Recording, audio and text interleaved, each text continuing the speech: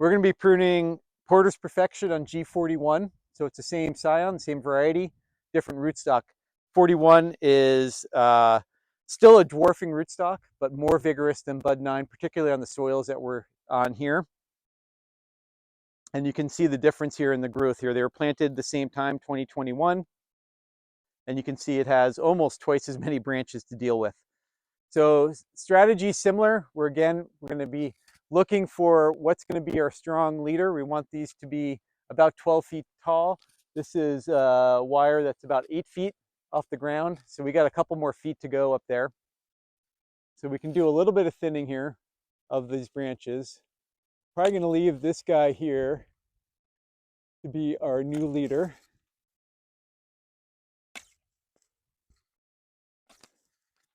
And we can leave this weak branch, that's okay, it won't be too competitive. Now we've made this super dominant, and that's gonna really grow. And we got a good 1.5 feet or so of growth off it last year, so hopefully we get another 1.5 feet off that branch this year. Now we're gonna be looking for big branches in the rest of the tree that we wanna remove. On this tree here, I'm looking at this branch, it's getting very complicated. Now we have this really nice branch that's growing out. It's a little far from the trunk, but that's okay. We're gonna actually just prune off that top part there. We'll leave this here. We got a few fruit buds here, and we're always looking for smaller fruiting wood and a spindle system. We don't want to leave big branches in there, even if they have a lot of fruit buds, because the tree is going to expend a lot of energy supporting that big branch, right? So we're always trying to keep these branches in close to the trunk. Okay, so we did one kind of biggish cut. I don't see any other big branches that are going to be about half the diameter of the trunk or bigger, which is great. So lots of small branches, but there are some really upright branches that we just need to get rid of. And in this case, we're going to do a thinning cut. We're just going to remove it completely. It is going to be really hard to get that branch to regrow in a direction we want out of there. And then we can clean up this side branch here. Okay, so typically on a tree like this, at this point then, once I kind of cleaned up the top, look for big branches that I want to remove, then I'm going to be looking to clean up each of the individual branches, right? We want to have them simple. We don't want branches with a lot of side branches because they're going to shade the branches below them.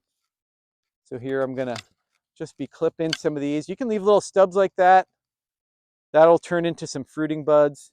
We want to remove some of this upright stuff here. Again, it's going to be shading. We have a branch here. Now this branch here was here, and then it got tied to the wire in a very upright way. We don't want to do that in a spindle system. We want branches to be flat, close to the horizontal plane, or even sometimes right below that. We're going to take off this rubber band somehow.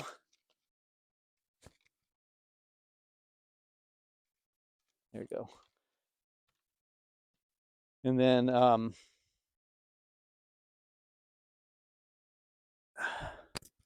so now this branch, which was fixed in that place there, it's still somewhat malleable, so it can come down with some fruit on it, so we can clean that up. We'll take off some of these side branches.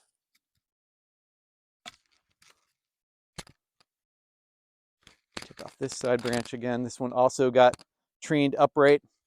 Just want to avoid that in a spindle system, right? Because now this branch, you can imagine it when it has full of leaves, is going to be shading off the next tree. We only have 3 feet between trees, right? So we want lots of little branches. We don't want any big branches in here. Take that off.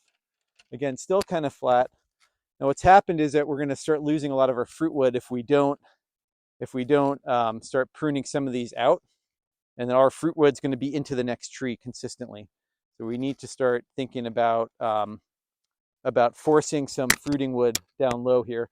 And you do that by actually having flat branches that are more like this than upright like this. So you can kind of see here I did a little tuck there, and we can just do a little, in this case we'll do a heading cut. It's not the prettiest of cuts, but that'll help to shorten up that branch there like that. So cleaning up some of these side branches in here. Remember, with pruning, you're never going to fix everything in 1 year. and you don't want to spend a lot of time on any given tree if you have a lot of trees to prune. And also, you want to make sure you're balancing the amount of fruit you have with the amount of vegetative growth. So we're getting pretty close on this tree. I'm liking it. I might just trim up some of these side branches in here, shorten them up, make sure they don't become too vigorous. Same on this side here.